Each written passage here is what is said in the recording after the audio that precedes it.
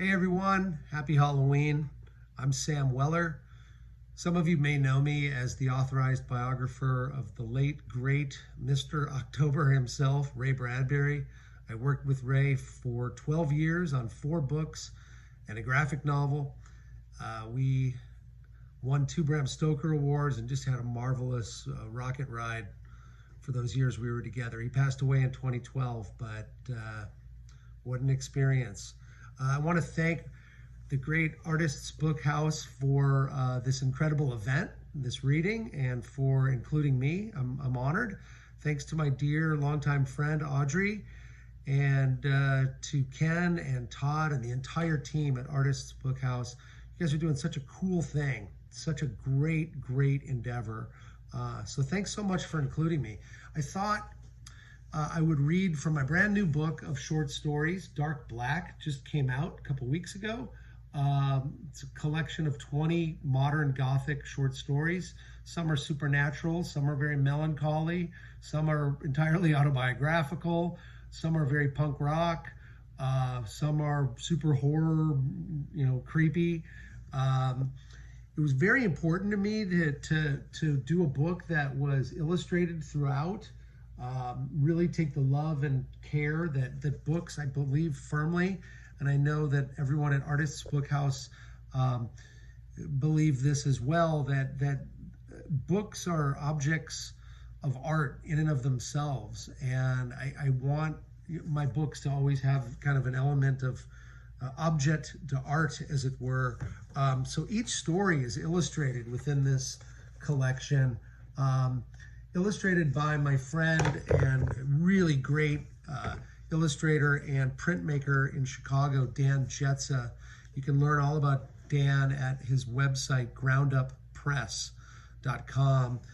So today I thought for this reading, I'd just read a short piece of semi-autobiographical flash fiction, kind of fitting with the autumnal vibe of October and Halloween. This story is called End of Summer. Beyond the fringe of suburbia, beyond the circuit board of cul-de-sacs and prefab homes, out past the strip of soulless big box stores and interchangeable auto dealerships, far past the last country cemetery on the outskirts of town where Mrs. O'Brien is buried, far out into the fields of moonscaped dirt and lion-hued stubble, we walked. Me and the stick man and Mib. It was September and the last day of summer. The sunlight was white and had let go of its August bakery oven warmth. When you are young, 15, and you live where the suburbs vanish and the rural begins, you walk a lot. You explore. Stickman was a year younger than me. He was skeleton tall and skeleton thin. Mib was my 13-year-old mutt of many mysterious breeds, black and white and spotted and long-haired and runty and sweet. The days were shorter, darker, sadder. Weekends like this were minuscule islands, rocks in the creek of the institutional school week to step upon.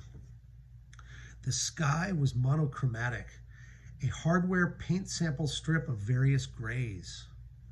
In the wind there was cinder and ash, goldenrod and thistle, fallen leaf and pumpkin and honeycrisp apple. Hell, maybe it carried with it witch cauldron double toil and trouble, candy corn, cinnamon stick, dust of monarch migration, dandelion puff, homecoming bonfire, early love, Indian summer. Well, maybe that wasn't in the air, but it sure seems like it was. We walked, Mib out exploring in front of us, no leash, sniffing every prairie dog hole and cow patty. Red barns in the distance, a lone Cessna far up in the sky, navigating the winds. We walked out in the fields with the huge electrical towers in the distance, steel lattice and humming high-voltage spider line draping on to the end of the earth. Mib panted. When he was happy, content, he had a smile, pink tongue and tartar teeth. Me and Stick talked about school and our favorite bands and our favorite movies, and we missed Danny. He used to walk with us too. It's weird without him, Stickman said as we moved along. We were the only ones in the world in that place at that moment. It's like an empty space in a missing man plane formation. Danny loved military jets. He would have understood what Stick had said. But with a Houdini snap of a finger, Danny was gone. We could make no sense of it. Thank God I still had the Stick Man, my friend, walking with me here and there. Down the road, we wouldn't always stay in touch. We would move on. I closed my eyes and we walked. Thank you, guys. Happy Halloween.